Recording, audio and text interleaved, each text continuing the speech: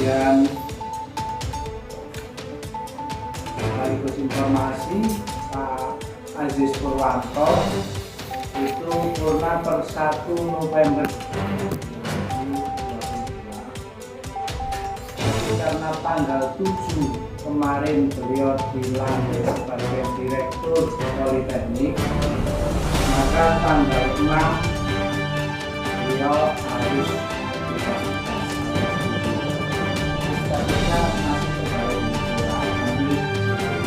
melaksanakan pengosongan di Bidora, maka ada penunjukan pelaksana tugas selaku sekretaris yang saat ini saya yang diberi amanah untuk double. Jadi ini saya mengundang panjenengan selaku PLT sekretaris. Karena memang ini banyak terkait dengan sekretariat. Ada beberapa hal yang akan kami informasikan sebetulnya. Yang pokok satu, nanti terakhir. Tapi biasa yang belum pokok-pokok dulu, ini kita keluarkan. Ya. Yang pertama titipan dari PTK melalui saya dan saya yang minta. Nah, ya, terkait dengan kami kan minta supaya P3K lewat panjenengan untuk ngisi data melalui Google Form untuk pendataan mereka agar lebih cepat terfasilitasi dalam hal-hal kepegawaian. Sampai saat ini alhamdulillah sudah masuk data 800 lebih, tetapi masih ada 32 orang P3K yang belum mengisi atau belum melapor.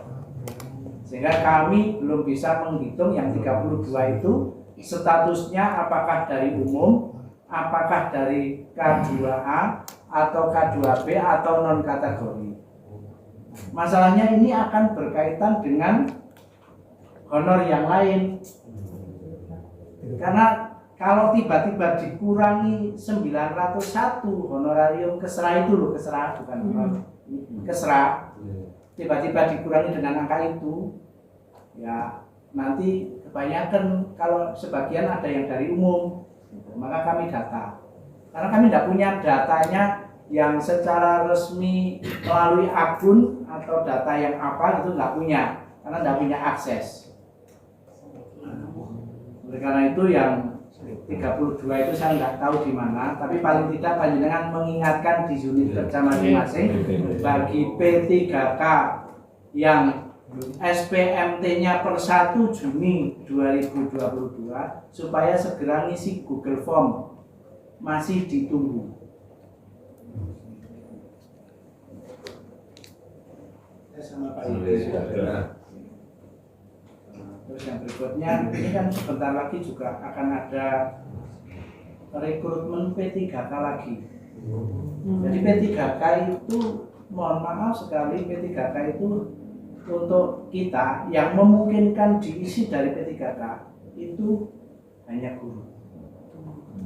Untuk tenaga administrasi, penjaga, kemudian pramukantor, tenaga perpustakaan kecuali pustakawan gitu ya kalau ada formasi ya, jadi guru atau pustakawan kalau ada formasi.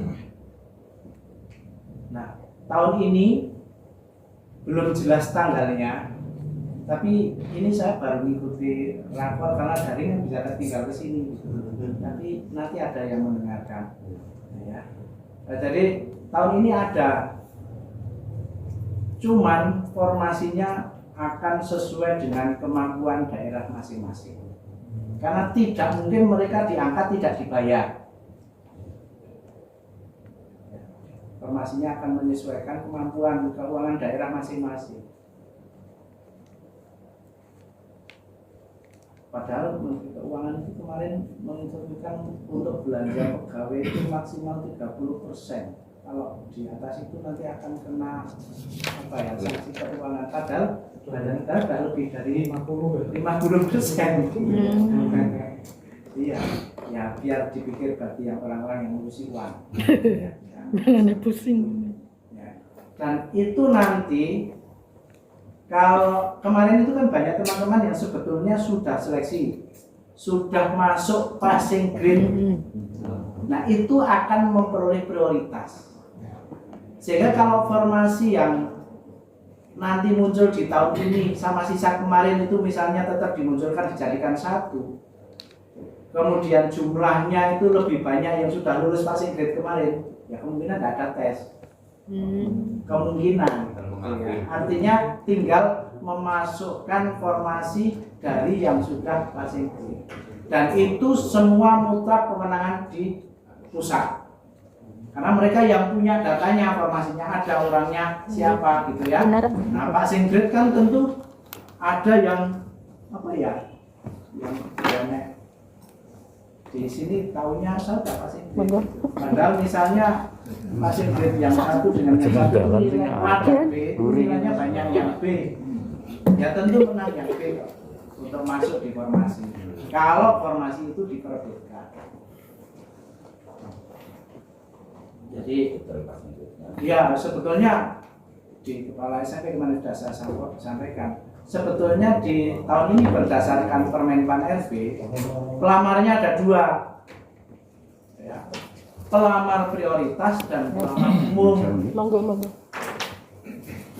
Pelamar prioritas itu ada prioritas 1, 2, 3, 4. Prioritas 1 itu honorer kategori 2, K2, yang kemarin masuk passing grade. Jadi ini prioritas dulu. Yang kemarin masuk passing grade, yang belum dapat formasi. Kemudian prioritas 2 itu guru non ASN di sekolah negeri yang kemarin sudah passing grade. Bukan kategori 2. Nah, kategori 2 itu di sini asumsinya 2A. Berarti ini nilainya siapa? Nilai 2B non kategori yang di sekolah negeri. Prioritas ketiga untuk siapa? Untuk yang nggak hafal persis, GTY kalau nggak salah ya, dalam tanda kutip kalau nggak salah, tapi ini jelas masuk untuk pendaftar dari sekolah swasta yang masuk Dapodi, yang kemarin daftar dan masuk passing grade. Ya, terus yang keempat, yang guru PPG, lulus PPG itu yang belum masuk Dapodi tapi sudah passing grade. Jadi intinya pelamar prioritas itu adalah yang kemarin masuk passing grade. Cuma berjenjang prioritasnya, ada prioritas 1, prioritas 2, prioritas 3, prioritas 4. Terus kalau pelamar umum, nah pelamar umum itu yang ya jelas bukan prioritas ya. Pelamar umum itu yang terdata di Dapodi tapi belum mencapai 3 tahun. Karena yang di Dapodi 3 tahun itu termasuk yang di atas tadi, pelamar prioritas. Nah yang belum 3, yang sudah 3 tahun kemarin sudah daftar. Nah yang belum 2 tahun, yang belum 3 tahun yang di Dapodi ini termasuk pelamar umum. Itu kaitannya dengan P3K besok. Nah, siapa tahu guru di sekolah sekitar situ nggak ada, tapi ada saudara atau anak atau cucu atau calon mantu.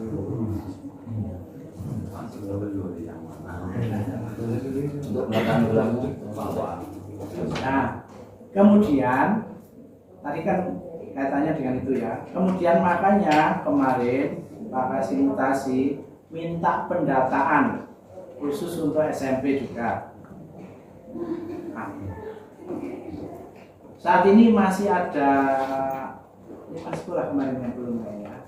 Nanti ya, itu kalau sudah segera kami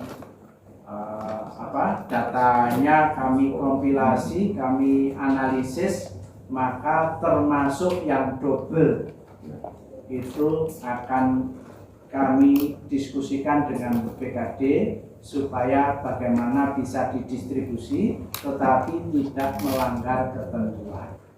Baik, karena sudah cukup dan panjenengan juga sudah memahami apa yang kami sampaikan, maka mari pertemuan di siang hari ini kita akhiri dengan bacaan hamdalah bersama-sama. Mohon maaf